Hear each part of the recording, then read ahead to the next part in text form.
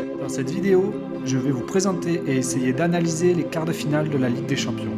On parlera du Real de Madrid qui reçoit Liverpool, de Dortmund qui se déplace à Manchester pour affronter Manchester City, du FC Porto qui affrontera Chelsea et bien évidemment du remake de la finale de la saison dernière, Bayern Munich PSG. Le premier match qu'on va analyser, c'est le choc de ces deux géants du football européen.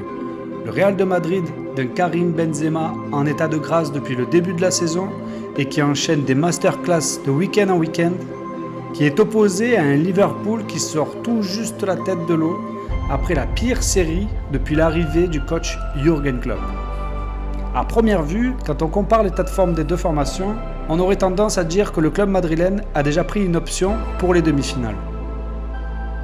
Il faut dire que depuis la fin du mois de janvier, le Real enchaîne les victoires et les performances. Revenu dans la course au titre en Liga alors qu'on aurait imaginé que l'Atlético s'envolait pour remporter le championnat, et profitant d'un Karim Benzema absolument injouable. C'est même une équipe beaucoup mieux organisée et plus solide défensivement que lorsque pendant la phase de groupe, le club espagnol s'était incliné par 2 fois face aux Ukrainiens du Shakhtar et avait encaissé 9 buts en 6 journées. Au tour précédent, le club madrilène s'était débarrassé solidement du dangereux outsider italien, l'Atalanta Bergame. De son côté, Liverpool a enchaîné les contre-performances en Première Ligue, pointe même à 5 points de la première place qualificative à la Ligue des Champions.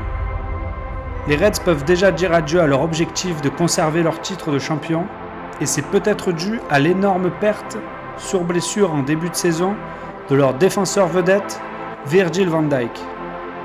Le club anglais pourra par contre bien compter sur Mané et Salah, ce dernier étant même co-meilleur buteur de la Première Ligue malgré la saison difficile que vivent les Reds. En 8e de finale face aux Allemands de Leipzig, Liverpool n'a pas tremblé. Les Reds se sont imposés 2-0 à chaque confrontation, avec à chaque fois des buts de leur attaquant vedette Mané et Salah. Pour ma part, je ne vois pas de réelle surprise et je pense que l'état de forme sera favorable au Real de Madrid de Zidane qui est toujours très difficile à jouer en Ligue des Champions. D'un côté, la machine Citizen qui écrase tout sur son passage. De l'autre, une formation très talentueuse qui compte dans ses rangs le cyborg Haaland.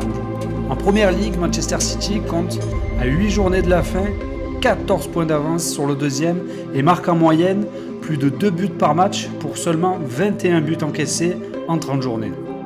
On a pu les voir dernièrement en Première Ligue massacrer les Reds de Liverpool ou encore les Spurs de Tottenham.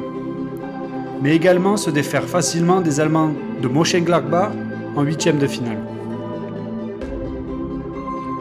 Si les Citizens peuvent compter sur les inévitables Agüero, De Bruyne et Gundogan, Guardiola peut également s'appuyer sur un effectif complet. L'émergence de Torres ou encore celle de Foden ne sont pas à prendre à la légère non plus. Le Borussia Dortmund de son côté a clairement le maillot du futur vaincu dans ce quart de finale. Mais le club allemand a prouvé face au FC Séville en 8e de finale qu'il fallait compter sur eux.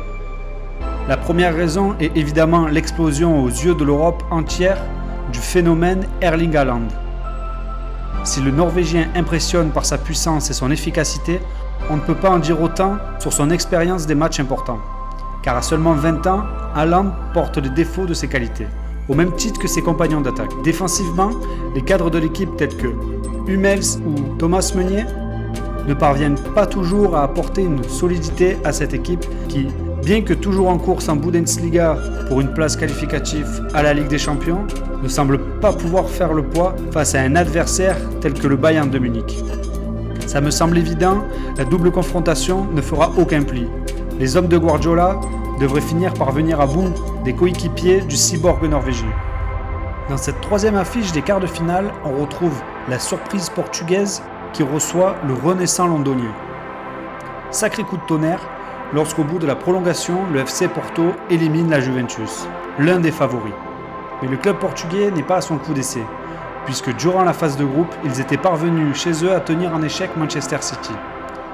Il semblerait qu'en championnat, les jeux soient faits et il semble difficile pour les hommes de Sergio Conceição d'espérer mieux qu'une seconde place.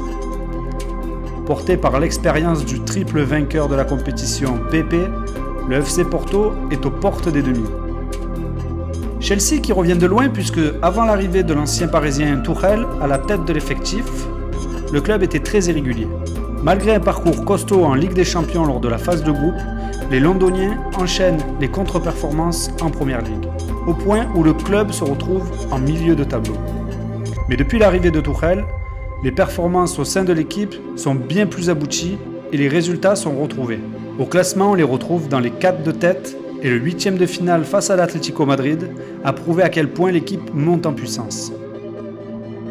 Une double confrontation qui semble être beaucoup plus serrée que ce qu'on pourrait le penser. Cependant, les qualités défensives de Chelsea pourraient leur offrir une place en demi. Le remake de la finale 2020 promet d'être disputé. Le Bayern, toujours aussi surpuissant, affronte un Paris Saint-Germain qui semble avoir retrouvé de la confiance et de la stabilité depuis l'arrivée de Pochettino.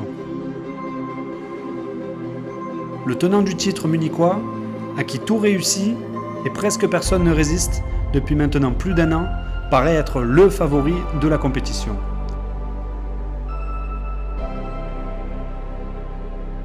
Mais attention, l'absence du meilleur buteur d'Europe, Robert Lewandowski, pourrait être plus important que ce que l'on pense. Car en Bundesliga, à lui seul, il est l'auteur de la moitié des buts de son équipe et a inscrit 5 buts en Ligue des Champions cette saison. Autant dire que le Polonais est rudement important au collectif munichois. Cependant, l'effectif paraît être prêt à toute éventualité et dispose de suffisamment d'armes pour faire tomber n'importe quel adversaire. Rappelons que lors de la première journée de la phase de groupe, les Allemands avaient giflé 4-0 l'Atlético Madrid, sans que Lewandowski ne marque le moindre but. Le PSG a quant à lui prouvé ces dernières semaines, et notamment face au Barça lors des 8e de finale, qu'il fallait une fois de plus compter sur lui.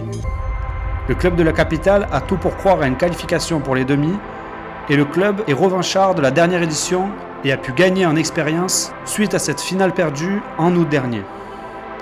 Et même si quelques résultats viennent entacher le parcours en Ligue 1 et que la qualification en phase de poule de la Ligue des Champions a été plus compliquée que d'habitude, l'effectif parisien paraît être plus que capable de s'offrir le Bayern de Munich. Encore une position sur laquelle il est difficile de s'avancer. Cependant, le Bayern semble toujours avoir une longueur d'avance en Europe sur son adversaire. Voilà, pour ma part, je pense donc que l'on retrouvera en demi le Real de Madrid, Manchester City, Chelsea et le tenant du titre, le Bayern de Munich. A vous de jouer, donnez-moi votre pronostic en commentaire et si vous avez aimé ce contenu, faites-moi le savoir en likant la vidéo. A très vite pour de nouvelles vidéos du football moderne.